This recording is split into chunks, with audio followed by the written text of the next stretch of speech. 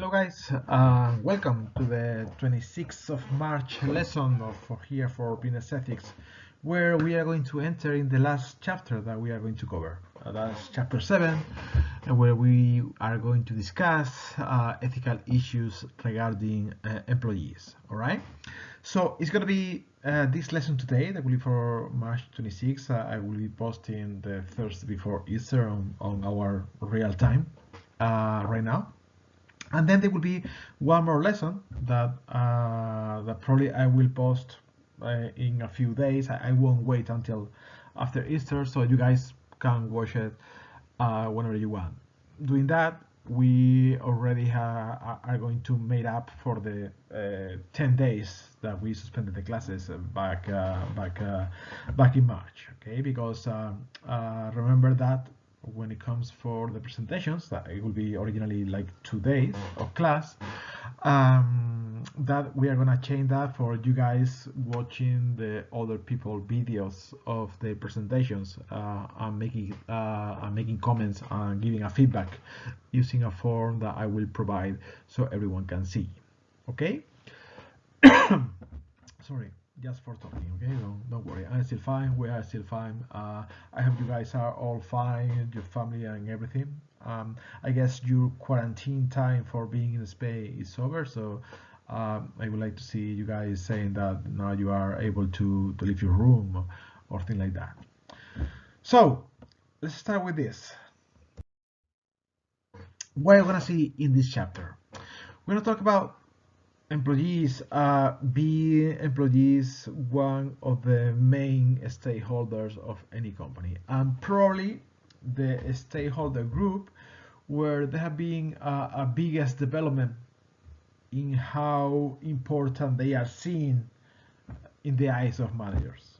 Okay, for just being a resource, an expense that you can use for your own sake, to be considered, well, not in every company, but in a lot of companies, like an important asset for your company, an important asset in which you are not really spending money. That is not a cost for you, but most likely you are investing money. So by making your employees better, by making your employees more productive, happier, whatever, they're gonna do a better job, and your company is gonna do better. So we're gonna talk in this class, in this session and the next one, about, well, several issues that I consider to be important. Also several issues that in this particular situation that we're reading right now have an important effect, and probably is gonna change the way we behave in the future. Situations that are happening, like things like working from home, the fact that a lot of workers in Spain are getting not exactly fired, but their contracts are being suspended because the economy is stopped, etc. So we're gonna talk about all of that. We're gonna talk about things like discrimination, things like privacy. So we're gonna cover that during the class. All right. Then we're going to talk also about a little bit about the duties that employees have regarding the company. Just a few words. We're going to focus more on the rights more than the duties. Okay. And finally, we will talk a little bit about the implications of globalization when it comes to workers. That will be on the next section. We're going to talk a little bit about that. I want you guys to see a video on the situation of migrant workers, so you guys can talk about a little bit. Also, it's not in the arena outline in this class, but when we talk about diversity, we're going to talk about diversity and how to manage diversity with our employees. We are going to do some practice that normally I do in class, and I think that we can also do it here online. It's a technique that I use in the company that I work and in courses that I teach for interns, etc. Is a technique that is going to help us to understand how we can manage diversity in our company, and also in this particular situation, it's going to help us to understand that even though we think that we all have the same cultural background, well, there's going to be differences, and they are important to be acknowledged if we want to make the best of them. those differences. So also I want you guys to practice on that. So today at the end of this session, I'm gonna ask you to do some group work based on this idea. All right, so let's start with the class. So let's start talking about the ethical issues in the firm-employee relation. Let's start by making a comment about the classic way to talk about workers. I guess you all are familiar with the idea of human resources, right? I mean, this is how we normally do it. You probably have taken a class or probably on human resource management, most likely, or you're gonna take it anytime soon. Well, you know, there are some controversy from the point of view of business ethics. There are some controversy in the use of the word human resource management, okay? To consider humans as a resource, right? Because at the end of the day, if you consider humans as a resource, like it could be any other resource that you have available for you in your company, it could be money, it could be the stuff, the material that you use to produce what you are selling. Well, then you could consider humans as well under the rationality, the management rationality, that it is a cost that we need to cut down, so we are more efficient. All right, so we are more efficient and we obtain a higher profit, and that is risky. And also, just from the point of view of ethics, from the point of view of the stuff that we have seen in class, it could bring some debate. We could find some ground to say that that's a wrong way to look at the employee's relationship with the company. Remember, for example, from chapter 3, when we discuss the ethical duties. Okay, the three Kant maxims that you could apply to decide if a situation was right or wrong. Remember the second one, the one that is circled here. The second one say that basically don't use humans as a means to your end. Okay, they are not a resource for you. Okay, so they shouldn't be used as a mean only to whatever you are trying to do. So from that point of view, to consider workers a resource for your company, that would be wrong. All right, so we should change the point of view. For example, in my company, I told you that I kind of ran a small department on human resources. One of the first things that we did was to change the name. I didn't like it. Even though I started teaching this class, but I didn't like it back then, also because of my background, where I come from. So we call it human development department, right? So we just try to help the workers to be better, to be more comfortable, to be happier, to have the chance to learn new stuff, to channel whatever complaints or doubts that they may have, to propose things so people can have like a better time in the company, etc. But we changed the name from human resource management to human development. So we help them to develop, to be a better person, a better worker. Yes, an example of how this can be changed. And then, before we start also talking about what are the rights and duties for workers, it is nice to talk about. You know, remember in chapter 4 when we talk about the external factors that influence our behavior and our decisions. One of the factors that we say are going to influence us is how we frame the problem, how we talk about the problem, how we talk about the issues. And in the world of workers and company relationships, there is a lot of framing, there is a lot of sentences that depends who is using them, they could hide something else. Okay, sometimes I use thinking that you are doing the right thing or the good thing, but maybe those sentences that you're using, they are hiding other intentions. Remember on the last chapter when we talk about the example of the CEOs from Silicon Valley receiving a $1 salary, how, okay, that looks good, but it has the hidden intention of, at the end of the day, pay less taxes, although it has the positive side that you link your performance with the well-being of the company, but also you pay less taxes. So it could be done because of that. It's like a PR thing, and then you pay less taxes by the way. So the same thing happens with some of these words. These are all like buzzwords that are trendy in the world of management these days, and there are even more. I'll put here some examples that maybe the reality that they hide it could be something different. No, for example, you can think about them, you can think about what they could mean, and here they could be what they could be. They could mean when we refer, for example, to new working patterns. New working patterns could be that you had to accept to have a part-time instead of a full-time job. You have to accept the fact no one will ever give you a fixed contract, so you won't be able for you to plan your life ahead of 1 year from now, etc. Flexibility sounds like it's a good thing. We have to be flexible, whatever, but also can mean that management can do whatever they want with you. Empowerment, okay, so you have to empower, you have to be an entrepreneur. Well, that's great, but at the end of the day also you are making someone else take the risk. You don't have to take the risk as an employee. You are asking people to take the risk. Most of the time without a safety net.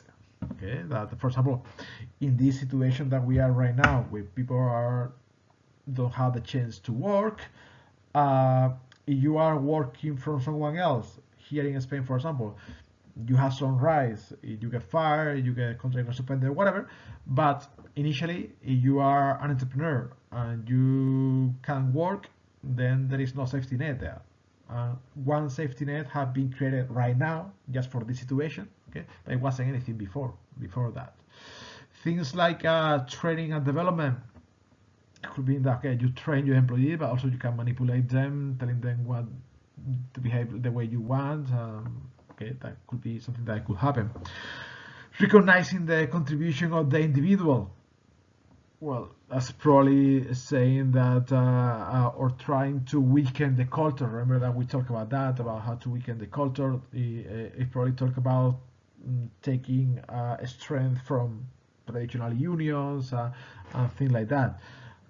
Team working, reducing the individual discretion, reducing the capability to make your own decisions, etc.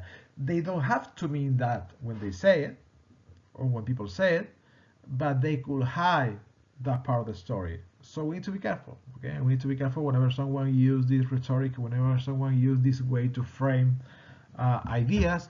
We need to be careful about what they really are trying to say here. That being said, we can start talking about employee rights and duties. So at the end of the day, okay, the ethical issues that we are going to discuss in this class around the idea of human resource management or human development management, like whatever you want to call it, are all around rights and duty. Employee rights and employee duties. And in here also we need to understand that employee rights, especially, they won't be the same rights all over the world. Okay, there are going to be a lot of rights that, for example, are given by law here in Spain that in the US they don't exist, or if they do exist, they are going to be given by the code of ethics of one particular company at a time. It won't be like a law about how the worker has to behave. Some of them will be like, I don't know, like things like the right to privacy, the freedom of speech, okay, things like that. That is a constitutional right. So of course that also apply for whenever you are working in a company, even though we're gonna see how that can be somehow diminished. But some others are going to refer to the work relationship. They may be given by an ethical code of ethics, like the amount of hours that you have to work or things like that. And others they won't be there. While, if, for example, in continental Europe, a lot of these rights they are going to be considered, they're going to be regulated by the government. Actually, right now, a lot of these rights are changing, are evolving really quick to adapt this new situation. No? As I told you, there is a huge social package that is being released and also includes a lot of worker rights, okay, that we're going on. Of course, as a worker, you also have some duties, okay. It's not going to be just about rights. So we will talk about what are the main obligations towards our employer. But still, we're going to focus more on the rights. I think it's more interesting talk when it comes to ethical issues than in the actual duties, because the duties are pretty obvious. So what are the rights that we are going to talk about? We are going to talk about all of them. I'm going to talk about the one that I find more interesting, or the one that maybe relates the most to the situation that we are living right now, or just the one that we have made comments about in class during this semester. So things like the right to freedom from discrimination. We're going to talk a little bit about that today, and I'm going to ask you to do a couple of things when it comes to this one. The right to privacy, health and drug testing, work-life balance, presentation, electronic privacy, etc. The right to due process, the right participation, etc., etc., etc. Okay, we're gonna talk about, for example, we're gonna show you a video about whistleblowing, what that means. We already have talked about the fair wages when we talk about the payments, the salaries of CEOs, so we have covered that already, okay? But I want you guys to think for a second, and what are the rights that you think would be the most important for a worker? Can you think about, try to make a list in your head, okay? Like, what do you think is the right that workers will value the most?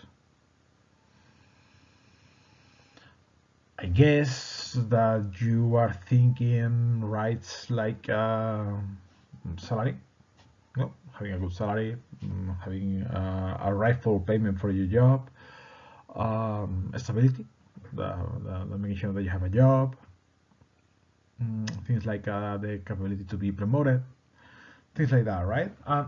All of them, of course, are the ones that, according to surveys and things like that, employees value the most. But what is interesting, and that's why I wanted to ask you the questions that you guys think about. In Spain, last year, I mean, every year there is a survey is made by the National Institute of Statistics of Spain. It's a government department that extracts statistics about different all kind of topics. They always have this question about what is the thing that you are worried the most as a worker, no? And normally the first positions are salary, they are low, the stability, the security, when the don't knowing if you're gonna have a job next week, things like that. But this last year, what it was interesting is that for the very first time in this survey, the rank number one was the work and life balance. Okay, that's an interesting fact. Okay, how to manage the fact that you are working in a place from 9 to 6, 9 to 7 sometimes, and then you have to raise kids, or you have to have hobbies, or you have to have a life. Starting to worry workers a lot. There are companies, and there are even laws that are trying to fix that issue somehow. Okay, and we have talked about some of them, and we are going to talk about some of them today in the session that we are talking about. All right, so let's start by before we start with the rights, let's see the duties, and with that we cover the duties part. Okay, of course, when you are a worker, you have some duties to your company. The duty to do what you are contract to do, all right, with acceptable performance, with work quality, with loyalty to the firm, so maybe secrecy, things like that. The duty to comply with the law, all right, so you also are required to follow the law, not just the company, and the duty to respect the employer's property, things like if you don't, issues involved to that, so things like the excessive working time, the unauthorized use of company, the use computer for personal use, things that we already have talked about that. Okay, but those are the general duties. These are some of the issues that goes together with those duties. Okay, so we're gonna put the focus mostly on the rights. I think it's going to be more interesting for us. So let's start by the first right that was on that list. Is the right against discrimination. I was going to say the right to discrimination, but it's actually the opposite. All right. I mean, I'm sure that you know what discrimination means. Okay, discrimination in the business context, of course, when employees receive preferential or less preferential treatment on grounds that are not directly related to the qualifications and performance in the job. All right. In this area, also managing diversity is going to be an interesting feature, and that's why we're going to do this activity today. There is a lot of legislation that is going to be related to the idea of discrimination in different countries, but it is true that discrimination we're going to find it in company when the problem is totally deeply rooted in a business, in a company. Then we talk about institutional discrimination. Okay, so I'm going a little bit further, but within all the kind of discrimination that we can that we can think about, the one kind of discrimination that I would like to discuss at the beginning, the gender discrimination, right? You know how we have been talking about gender bias and discrimination during the semester several times, all right? You know that well, I always thought it was an important issue to discuss. So I would like to go back to this idea. When we talk about employees, when we talk about the discrimination, I think it's nice that we focus, for example, in gender discrimination. This is a table. This is a table that talks a little bit about what is the situation when it comes to high positions in companies. I mean, the numbers are better, right? I mean, in my check out this, no? Female health directorship in percentage of total dealerships from the 5.08% in 2000 till the 20.7% in 2016 in the FTSE 100 companies. The FTSE 100 company, the FTSE 100, these things here is known as the FTSE, is how it's known in finance in English. It is the index that represents the 100 major companies in the London Stock Exchange. So just a study made on the London Stock Exchange, okay, in the companies there, in the main companies there. So the numbers are better, but as you remember when we saw the video from Sheryl Sandberg, she said that still we are far from being even remotely even. No, we are talking about 20.7%, and you need to compare these numbers. You need to compare the number with the fact that in business school, like the one that most of you guys are studying, the level for many years now, the level of people entering business school, for example in Spain, I don't know the numbers actually about the US, but check out Spain, check out Europe, that I know for a fact. The number of women and men that are entering business school are even or even slightly higher women versus men. When you go to a company and you enter in a basic position, the numbers are even. When you start up to the ladder, the number starts to fall. Right? The same thing happens, for example, in education. Okay, it's a field that I know of. Okay, university, you see a basic level, professor's level, and you see parity somehow. When you start to go up the ladder to the responsibility positions, you see how there are less and less women in the way. The same thing happened, for example, in the jury career with judges. Okay, I have friends that are judges. Okay, and you can see that in the basic level of judges, there is parity. When you start going up the ladder to like the Supreme Court or things like that, you see that just men appear. So there is something wrong somewhere in the way. We are missing women.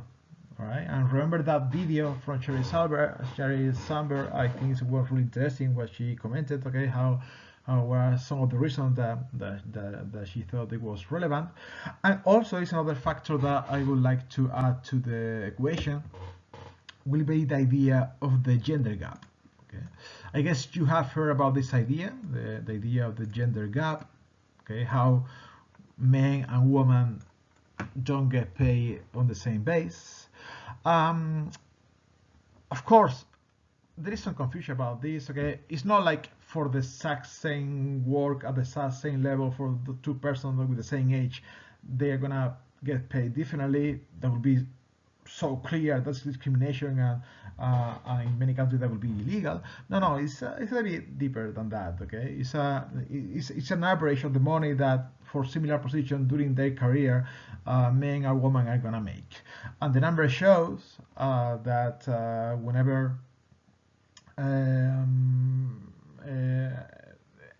as the career continues, when in the 20s they're going to be more or less even, then in the 30s the gap is going to start and they're going to go growing and growing and growing along all the career.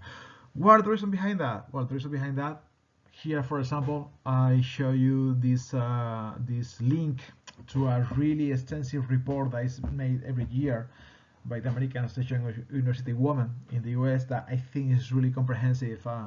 It talks about many aspects related to the equation, and also it brings some aspect that I think is really interesting. We tend to forget. It's not just the gender gap, or at least what I mean is that we can just talk about the gender gap as is men and women were all the same. No, this study, for example, they are going to introduce the gender gap plus the background gap plus the racial gap plus etc, all the different gaps that you can see. And for example, and I'm gonna give you a few seconds to enter here. Okay, so to read the gap, and later in the next slide we will add some stuff. I will ask you some questions about it, but you can see in this I can say in this report, okay, they have a really interesting graph that say that they compare different groups of women depending on their background. For example, the woman where the gap is lower and they made around 90% of what men does would be Asian background women, and it goes all the way down till the Hispanic background, when the gap what women make respect to men is just 54%. So it's a really interesting project that talks about many issues. Like, for example, what is one of the huge reasons why this happened? Well, I don't know in the US, I don't know the numbers, but I do know the numbers here in Spain. We already have talked about it. When you come to have a child, when you come to have a child, if someone has to stay home to take care of the child, mostly it's gonna be woman. Okay, it's gonna be men. If someone has to reduce their hours to work to take care of the child, mostly it's gonna be woman. Of course, that is going to reduce the opportunities to get promoted. That's going to reduce the opportunity to make more money, and that's why the gap starts to increase. What are the numbers? For example, I think I told you already, no? But the percentage, I mean, with the among the people that reduce their hours because they have a child and they want to reduce the hours, and you know that in Spain we have a law that allows us to do that. We can reduce our hours, and the company has to accept that. Of course, reducing the salary, it's not just the hours. But out of the people that do that, just 4% are men. the 96% are women. Okay, are women. So that's an extremely huge difference. Okay, those are facts. So I'm gonna let you just pause the video for a second so you can take a glance of the report, take a first look, and then we're gonna move to the next slide. We're gonna give you a couple of videos. I also want you guys to see. But before we get there, let me give you some time to read this. So let me pause, okay? And yes, check it out. It's really interesting. Okay, you got it? Okay, so let's continue at the next slide. Because beyond discrimination, okay, it's not just about discrimination.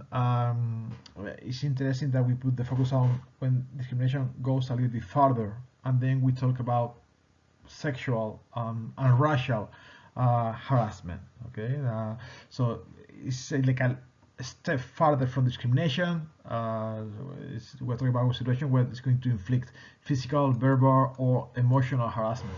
Okay, and here the real problem here, and it's a problem that we have commented in class several times, is the matter of being aware that we are crossing that line. All right, be aware that we are crossing that line, because there is a blur line between what is harassment on one hand and joking in the other. I mean, how many times you have witnessed people say, I mean, don't worry, it's just a joke. I mean, why are you taking it like this? I'm sure that you have witnessed situations like this. Probably, sadly, you have suffered situations like this. And definitely it's going to be influenced by contextual factors, the personality, of course, but also the national culture. What is good to do it in Spain, for example, maybe it's totally not conceivable in the US. Maybe, I mean, something that happens every morning in my office. If you had a bad night or whatever, you're gonna get there and someone is gonna tell you, you look horrible. Your face is really ugly. It's really fucked up. What happened? And that's normal. You can say, no, I mean, I have a nice sleep. In another country, to tell you to your face that you look horrible, maybe it's like, okay, relax. I mean, what are you doing? All right. So, and then we cross the line, and then we are talking about some sort of other situation. There are introduction of code of practices and diversity programs or whatever to solve these issues, but you know, this video we already have seen it in class. I just put it here because it's also connected with this idea. Remember the video when there was this game that you had to this video, this crime that you had to, in the middle of the video is ask you realize how many things change, and the point of the video was it's hard to see things that you are not looking for. Okay, that also comes interesting under this situation. And as I say, when we saw that video, I think like one of the great gifts that the feminist movement, or in the Me Too movement in the US, or the feminist movement here in Europe has given us to people, okay, especially to men, but also to many women. It is tools. The gift that give us are tools to be aware that maybe some stuff that we used to do that we thought they were fine, well, they were crossing that line. It was sexual harassment, or even to people to realize that those things that they were suffering, that those were not okay. It's not okay for them to suffer this, to have to take every day the dirty jokes, to have to take every day someone telling you that you look good, you look bad, whatever. Well, it don't have to be okay. It doesn't have to be okay. And probably it's not okay. So that is sexual harassment. Okay, so it can help. It help us. Okay, to take down the. You know, we were blind, and now we can see. I'm talking about men. Okay, I'm talking about also about many women. So that's why it's interesting to bring back this video, because the idea was clear. And then there is a second video. It's really interesting that talk about sexual harassment that I would like you guys to see. And once you see it, and also thinking about the gender gap report, I would like for you guys to go to Canvas and talk a little bit about these aspects, sexual harassment, discrimination, here on the class discussion. All right. Among other things, there you're gonna see the question that I'm asking you. Okay, so I'm gonna ask you to answer some questions. One question that I ask you is like, if you have ever witnessed or suffer, you wanna share a discrimination situation. So what happened there? If you don't wanna, if you have suffered one but you don't wanna talk about it, of course, you don't have to. Okay, but I'm sure that you have witnessed or you know of situations, sexual harassment or racial harassment or any kind of harassment that you want to bring to the table, and also a few questions about the gender gap. You were familiar with the idea. What do you think about that? Okay, so just a few questions that I would love for you guys to think about this, to reflect a little bit on this. Okay, and also to talk with each other, so you see what other people are talking about, and you want to comment on other people's ideas. You know that you are welcome to do it. Okay, so please, once again, pause the video, check out the two videos that are here in the links, and go to Canvas and do that. You got it? Okay, so they were interesting, the videos, right? I mean, so yeah, let's continue. All right, so one way to avoid discrimination in the workplace, especially discrimination that sometimes we are not even aware that we are inflicting in other people, would be to be aware of the diversity that we have in our organization, so we can manage it, right? The idea of diversity, or the idea of how to manage diversity and why is that important, is the idea or the fact that different people in our organization are going to have different preferences, different things to bring to the table, so we are able to manage those differences, so everyone can bring what they can do best. Things can get better in the company. All right, there are studies on this. Okay, there is, for example, one really interesting study made by a professor called Di Stefano that shows that diverse teams, they have the potential to perform better than homogeneous teams, but they don't have to. If they are managed poorly, they will probably perform way worse than homogeneous teams where people are more or less alike, right? So in order to manage them properly, he designed a system. It's called the MBI model. You can look at that on Google. We don't need to cover that. Okay, it will be too much for the class. But MBI model help us to give us steps to manage this diversity. MBI means mapping, bridging, and integrating. From these three steps, today I want to talk a little bit about the mapping part. Okay, because that's the activity that I want to propose that we do here in class. Okay, with your partners in your groups. All right. So let's go do that. So you are going to map your own group. What it means to map. Okay. So the first step that Stefano proposed in order to manage your team, the diversity of your team, is to be aware of the kind of diversity that you have in your team. You need to be aware of what are the cultural preferences that you have in your team. And also, I would love to use this exercise to prove to you, hopefully, okay, but you will see how it's going to happen, at least in some of the teams. Like, even in situations like this, when most of you guys have a similar background, they are studying in the US, okay, so the background should be similar, the majors that you are studying, they are alike, more or less, okay.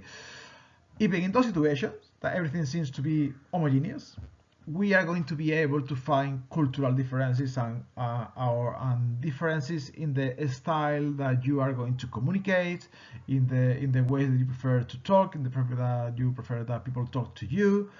There are many techniques to to be aware of those situations, and we're gonna use one of them. Okay, we're gonna do the mapping process. By doing this, we're gonna see for our project groups what are the cultural preferences for them, and we can discuss what is missing and what is not. How are we gonna do that? All right. First, I'm gonna ask you to go to Canvas and download these two documents.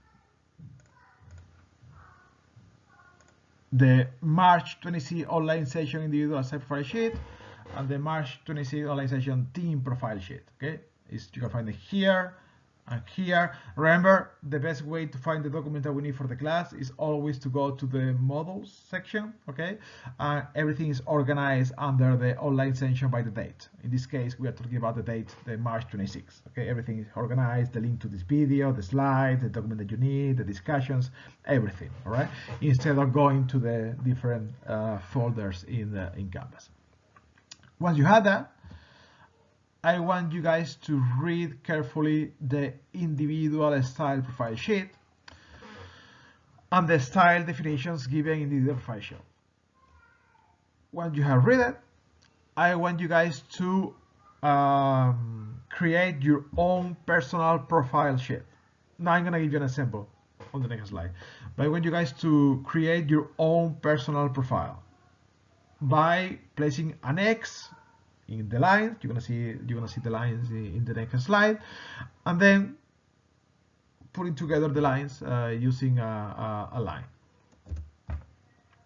Then, using the team profile sheet in a Google Doc, all people in the group, you need to place your personal profile in the team profile. So all the members of the team have placed their personal profiles in the team profile.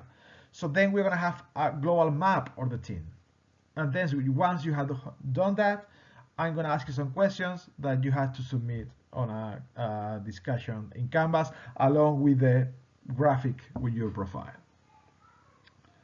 Okay, let me give you the sample of how to complete that personal site profile sheet and then the team profile sheet.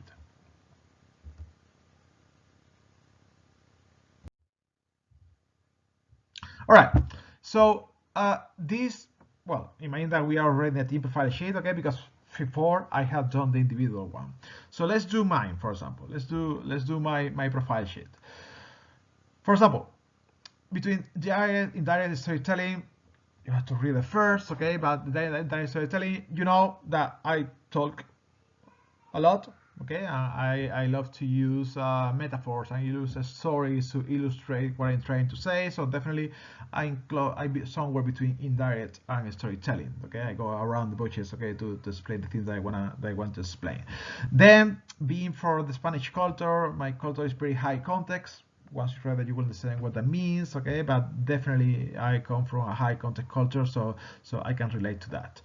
Then when it comes to the pace, well, I consider myself to be somewhere in the middle. It's true that I talk fast. That's something that I can't deny. You are witness of that. But then, when it comes to interactions, I'm kind of a slow pace. I always let others talk what they have to talk, and then I have all the people impressions. Then I talk. I normally am the last one in a meeting to talk, because I always want to listen the rest of the interventions. Okay, so that made me closer to the idea of the slow pace. When it comes to formal and informal, I'm somewhere in the middle. I can adapt really easily. Okay. Also for my work, I'm used to work with older people and young people at the same time. Okay, so I can adapt to one or the other. And when it comes to the detached, attached, and intuitive, I guess I fall somewhere near to the intuitive. Okay, sometimes it is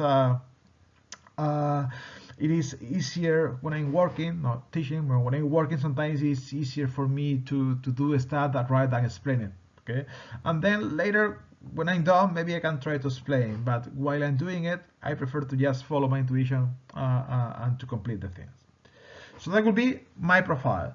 Then another classmate, in this case, we're gonna have Miko here being my group mate. Okay, we're gonna do his profile. So Miko here, it's rather direct. When he wants to tell me something, he just go to my face and tell me. Okay, he doesn't go around the bushes, so it's pretty direct.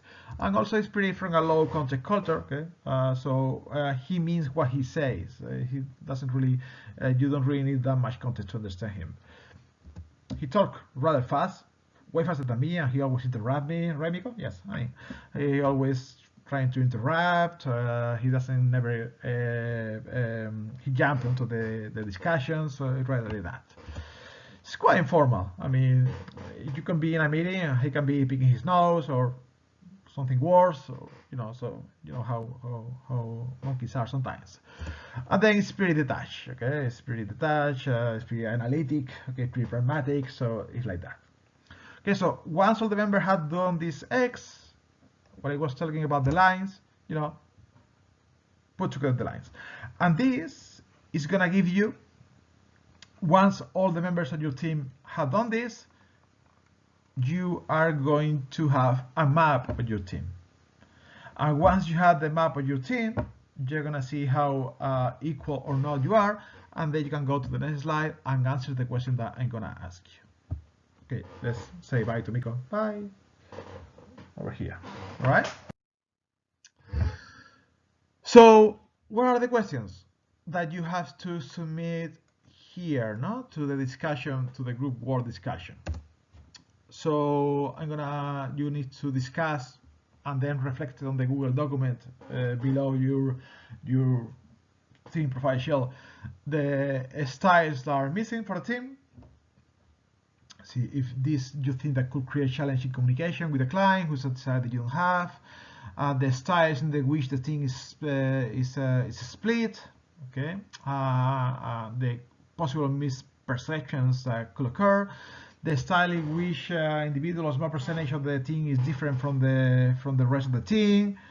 What kind of problem could come from that? All right. And also, even that would be ideal if you can come with some rules that you will follow as a team to avoid these problems, or the problem that you have, that you thought that may come from working together, maybe, or working with other teams or other people. So some rules that you could follow as a team, all right, to avoid misunderstandings and to avoid complications when talking together, right? So do all that together, and also what I want you guys to do is to check out other people profile sheets, other people maps, okay, so you can see if they are alike or there are differences in the group. Hopefully, even though some parts will be similar, in all the groups there will be some differences, in some more than others, of course, okay, and you will be able to understand what I mean, that even in groups that seems to be homogeneous, we are going to be able to find diversity, and we need to know how to manage, because that will be the first step. Now we have a map. Now we know how the members of our team prefer to communicate, prefer to work together. But now we have to use it, and there will be all the two other more steps that to follow, but that will be something to be covered in a different class. For this class, with this will be nice. So guys, thank you for following the class. This is the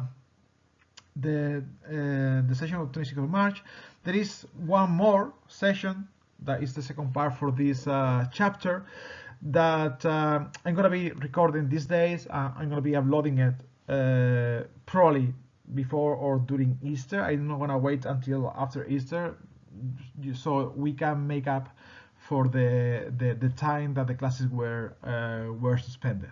All right, because then after that, remember that your job is basically to finish the final project. Remember the announcement that I made on the final project. The due date is after Easter, and also you have to send the presentations. The 2-day presentations, it won't be a session like this, okay? It will be, of course, I will give you some more information, okay, to remind you, but it will be you guys checking out other group presentations, and then completing a form to give the group feedback. So I will submit the form. Okay, I will let you know how that works. But that's how we are going to make up for these 2 sessions where we were going to be watching presentations in class. Okay, all right. So anyway, have a nice Easter. All things considered, I hope that you guys are safe, your family, everything. Okay, and yes, glad to not see you, but talk to you guys. Okay, I hope you enjoy the class. Bye.